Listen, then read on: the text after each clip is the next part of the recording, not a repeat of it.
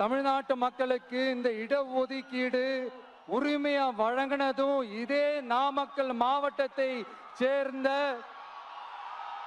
திருச்செங்கோடு பகுதியில இருக்கிற ஒருத்தர் தான்.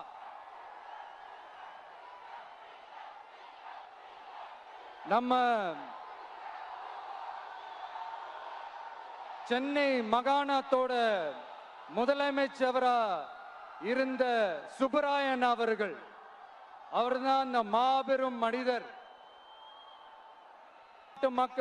மக்களுக்கு இடஒதுக்கீடு உரிமைய வழங்கினதுல இவருக்கு மிகப்பெரிய ஒரு பங்கு ஒன்று இருக்கு. அதுதான் இந்த கம்யூனல் GO 1071 அதை கொண்டு வந்து பட்டியலின மக்களுக்கும் பிற்படுத்தப்பட்ட மக்களுக்கும் இத வழங்கினார். அதனாலதான் அவரு முதலமைச்சரா பதவியேற்றதுக்கு அப்புறம் முதல் தமிழர் அப்படின்ற அந்த பெருமையோட சொன்னது மட்டும் இல்லாம இதே நாமக்கல்ல அவருக்காக ஒரு மணிமண்டபம் கட்டுவோம்னு வாக்குறுதி நம்பர் 456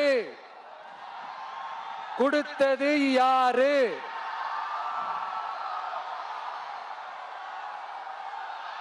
சொன்னாங்களே, செஞ்சாங்களா? அதாவது ஒரு படத்துல நம்ம வடிவேல் சார் இந்த எம்டி பாக்கெட்டை எடுத்து இப்படி காட்டுவார் தெரியுமா? அந்த மாதிரிதான் ஒவ்வொரு வாக்குறுதியும் படிச்சுட்டு அந்த எம்டி பாக்கெட்டை இப்படி நம்ம காட்ட வேண்டியதுதான்.